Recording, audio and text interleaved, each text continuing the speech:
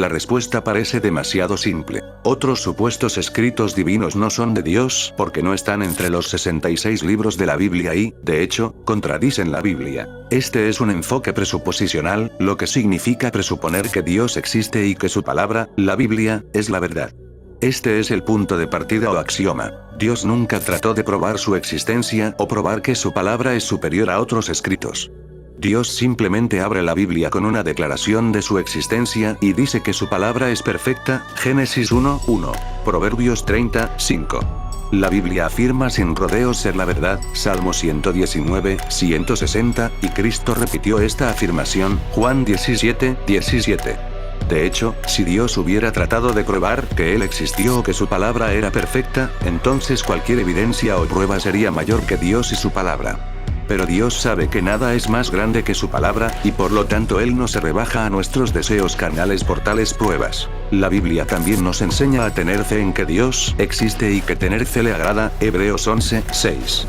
En consecuencia, estamos en el camino correcto si comenzamos con la palabra de Dios. Entonces, ¿cómo sabemos que otros escritos religiosos no son de Dios? Dios no se contradecirá a sí mismo. En la Biblia leemos que Dios no puede mentir, Tito 1:2. Hebreos 6:18. Esto es significativo porque significa que la palabra de Dios nunca tendrá contradicciones. Aunque los escépticos han alegado que hay contradicciones en la Biblia, cada afirmación ha sido refutada. Esto es lo que esperaríamos si la palabra de Dios fuera perfecta. Sin embargo, el mundo está lleno de otros escritos religiosos que afirman tener un origen divino o que han sido tratados como iguales o superiores a la Biblia en asuntos de verdad o pautas para vivir.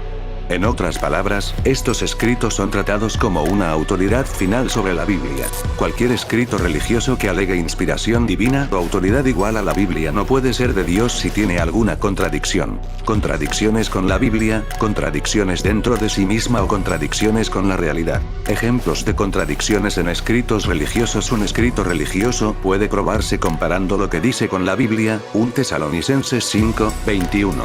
Dios nunca estará en desacuerdo consigo mismo porque Dios no puede mentir, Hebreos 6:18.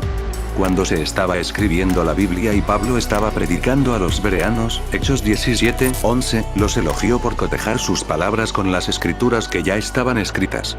Si alguien afirma que un libro es de origen divino, debemos ser como los de Berea y probarlo para confirmar si no está de acuerdo con los 66 libros de la Biblia.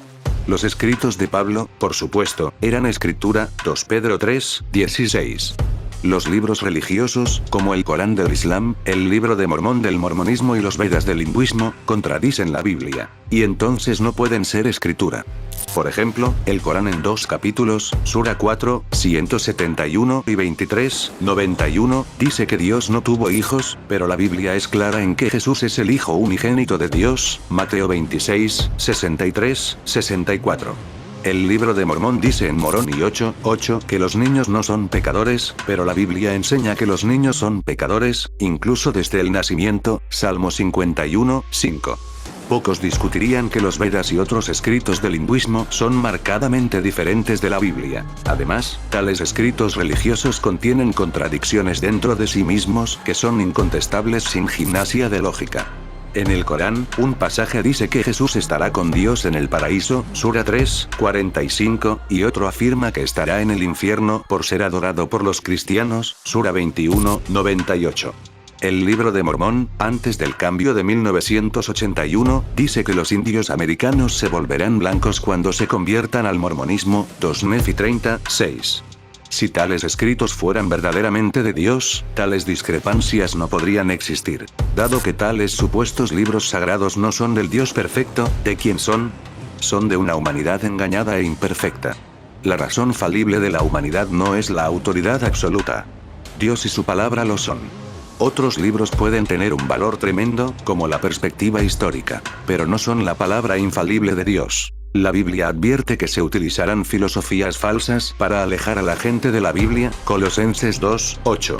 Entonces, las personas deben mantenerse firmes en la Biblia y no dejarse influir, 1 Corintios 15:58, 2 Tesalonicenses 2:15. Así que hay dos opciones: depositar nuestra fe en el Dios perfecto y omnisciente que siempre ha estado allí, o confiar en la humanidad imperfecta y falible y en sus filosofías.